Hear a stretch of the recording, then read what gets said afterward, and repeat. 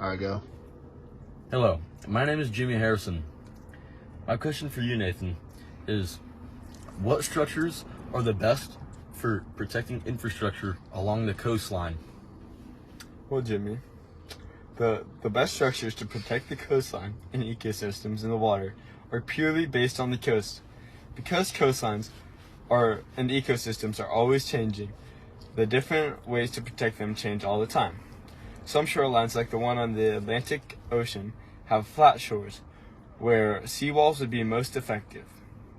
They would be able to prevent storm surge depending on the scale of the hurricane, which is determined by the Saffir-Simpson scale. They are also harder to put in on wintertime beaches due to the lack of sand. Some ecosystems don't have much of a beach, and instead have more of a forest, which is commonly found on the Pacific coast, which gets typhoons instead of hurricanes.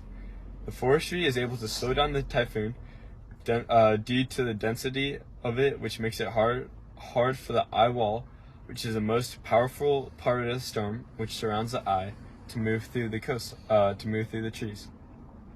So yeah, I like that. I like that.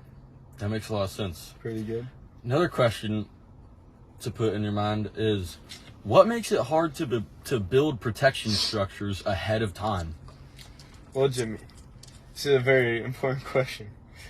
Even though the beach and coastline is always changing, with our new technology, Yeah, I just did.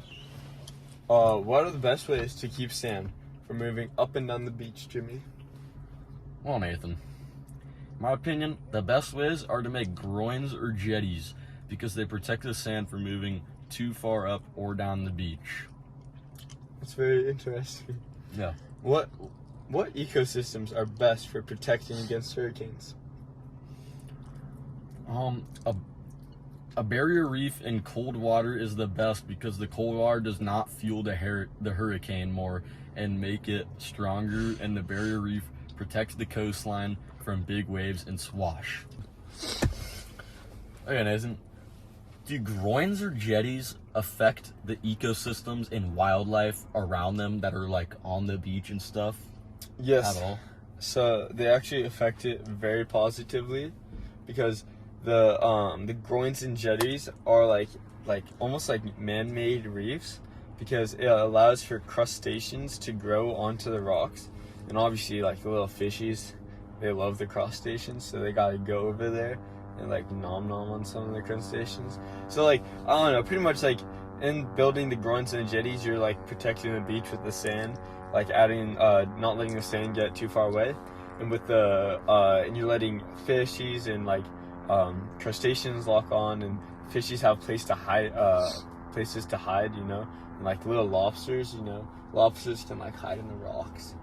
Yeah, know? I feel that. Yeah. And like they're protected from the sharkies and like the predators. So I feel like it's it's a very positive. Yeah, I agree with that completely. That does make a lot of sense to me. Like, I've seen examples of that in videos and stuff, and watching people fish. Thank you very much, Jimmy. That was a pretty good. That was a good conversation. I agree.